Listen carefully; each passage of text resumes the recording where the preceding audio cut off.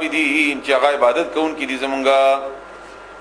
او د دې دلیل په سورته زمر کې هم د وسیق الذین او ارګل چې جمع شي هغه کسان او د غرنګ په نور آیتونو کې هم د قرآنی کریم نه لکه سورته مؤمنون کلا فرمایي چې اولئک هم الوارثون هم دغه خلق به وارثان وي. الله تعالی صفاتونه ذکر کړی دي د نیکانه خلقو او بیا الله تعالی د وراثت ذکر کړی سوره مؤمنون آیت نمبر اول نه تر 11 پورې کتا سو غري. همدارنګه سوره مریم کې هم تیر شوی دي آیت نمبر 33 چې تلک الجنه التي نورث من عبادنا دا جنت هغه چې موږ به وارثان کو د خپل بندگانو نه د هغه. وما ارسلناک او نه لګل تمغه الا مگر رحمت للعالمین د خلقو د پاره دنیا او آخرت کې دواړو د پاره او ټول له لوی رحمت د رسول الله صلی الله علیه و آله وسلم. قلت ورته وایا انما بشک خبر ادا د بلنه دا یوحا وحی کول شي الی ما طرف ته د دې خبره انما چې بشک خبر ادا د بلنه دا الہکم معبود استاسو الہ واحد هغه معبود د اکیو. فهل انتم مسلمون آیاتاسو مسلمانان یی تابعدار یی داغه. فان تولوا بس کچری دی واوړي فقل بس او یا اذنتکم چې ما خبر کئ تاسو علی سواء په برابر خبره باندې ان علی اعلان خبر ورته وکا ان ادری چې زنه پویګما قریب چې آیدا نږدې ده ام بعید دنیا کلری ده د آیت معنی لګ بیا ور وضاحت خنو شو. فان بیا کچری تولوا دی مخواړی فقل بیا ورته وایا اذنتکم چې ما تاسو خبر کړی اطلاع می د درکړه تاسو ما خپل پیغام رسانی تاسو ته وکړه علی سواء په خ طریقې برابر طریقې سره یا علی الاعلان خبر واضح الفاظ سره او دومره می خبر کړي. اوس تاسو وایي چې لزیده کلر دې د دې خبر علم ماته نشته. وان ادري او نه پوهیږم زه قریب چې آیا دا نږدې ام بعید او کلر دې ما توعدون هغه شی چې تاسو سره وعده کېدلی شي.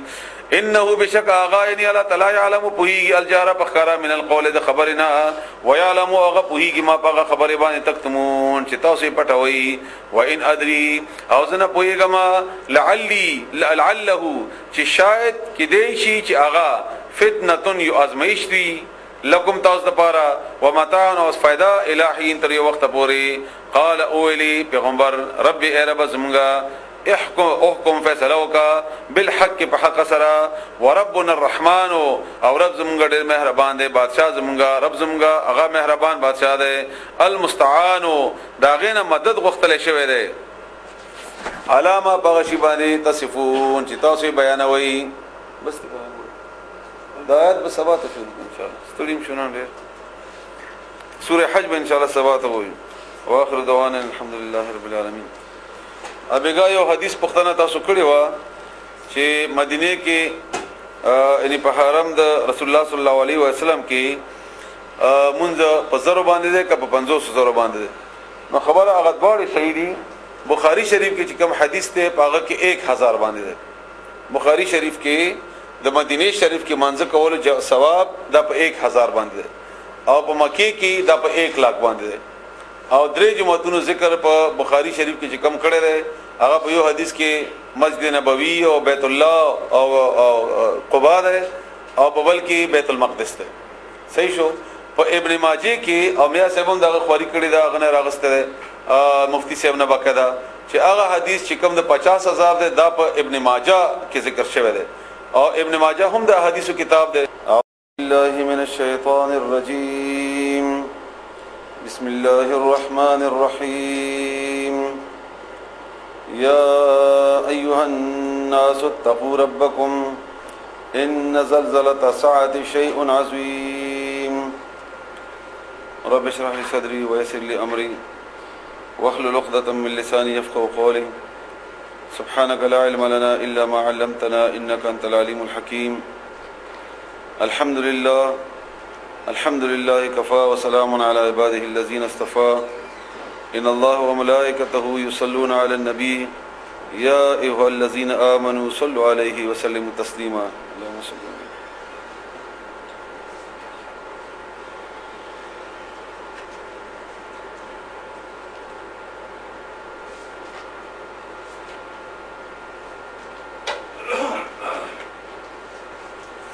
سورة حج. الحمدلله شروع کو ول تعالی د مقتصد آسان کی ول تعالی د خپل رضا باعث وګرځي او موږ تاسو ټول ته الله تعالی عمل کولو توفیق راکړي.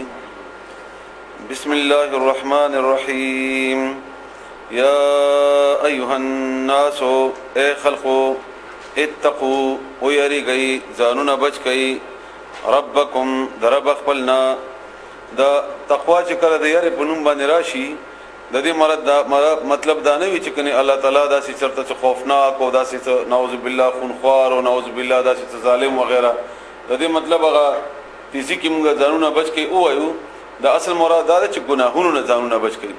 او د تقوا لفظي معنی هم د لفظي معنی بچاو ده. تقوا لفظي معنی بچاو د وړو او د غټو ګناهونو یا هر هغه کار نه سړی ځان بچ کی چې هغه باعث الله تعالی د ناراضګي ګرځي. هغه کار د کولو په حالت کې وي او کله نه کول د پاره هم وي. لکه مثلا مونږ کوو نو دا کول دي د مانځه نو دا کار کول دي د پاره دي چې الله ناراض نشي. دا څنګه چې اونکو د الله ناراض نشي. همدارنګه دروغ ویل د نه ویلو کې د الله تعالی رضا ده او په ویلو کې د الله ناراضګي ده. نو تقوا لفظي معنی تاسو هر وخت یاد ساتئ بچاو پرهیزګاری. ربکم درب خپلنا ان بشکا زلزله الساعه زلزله د قیامت خوځیدل د قیامت یا جټکه د قیامت شیء د یو شی د عظیم ډیر لوی دا واقعه د ډیر لوی واقعه ده. او دا په نورو سوراتونو ابتدا کې هم الله تعالی امدارنګ خبره کړې ده. لکه سورته قارعه کې القارعه مل قارعه امدا غرنګ اذا زلزلت الارض زلزالها یا اذا وقعت الواقعه مختلف الفاظو کې زلزلہ اڑا چغا او یو هیبتناک आवाज دا ټول مانو باندې الله تعالی استعمال کړی دی. دا به قیامت اغړم بنیش پلي وی چې کومه تب الله تعالی حکم کی اسرافیل علیہ السلام ته او دا بړم بنیش پلي وی دي سره د هر شی وران شي هر شی او ورځيږي اسمان او دا غرونه او زمکه دریابونه دا هر څه ختم شي. هغه طرف ته اشاره چې دا یو لوی واقعه ده. یوم پدغه ورځ به ترونها تبګوري هغه تسهلو چې هغه به وګرځي یا هیر بکی کلو مرضعه هر وا پي ورکون کی په وخت د پي ورکولو کی دغه چې مرضعتين ده.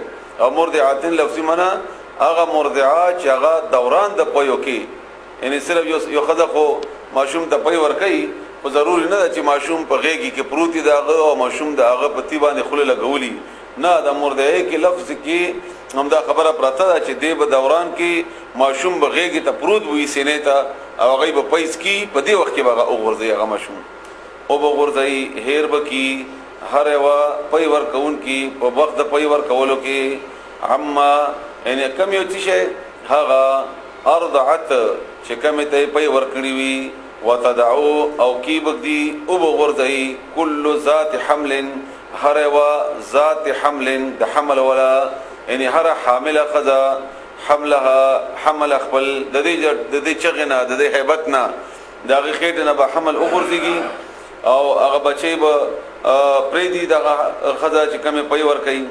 وترن الناس او تبغور خلق سکارا چې کني نشکی دي وما هم او نبوي دوی بسکارا نشکی ولكن او لیکن عذاب الله عذاب د الله تعالی شدید ډیر سخت ده. دا د عذاب اصل کې د قیامت غړو باندې حصہ ده. دغه سختی په بنیاد باندې دا کیفیت په دې خلکو باندې راشي.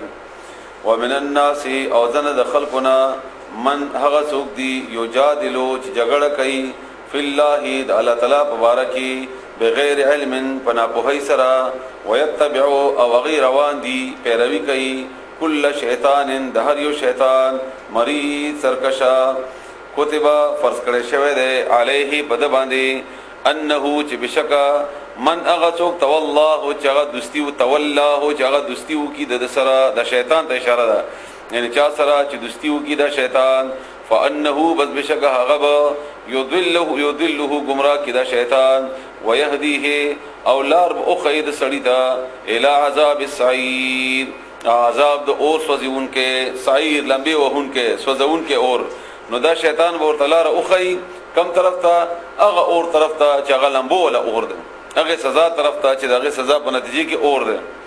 یا ایها الناس اے خلقو ان کنتم کثیر یی تاسو فی ریب پشکی من البعث د بعثت دوباره را پاسیدونا فإنا بشکمغه خلقناکم پیدا کړی وای تاسو من تراب د خټونه ثم بیا من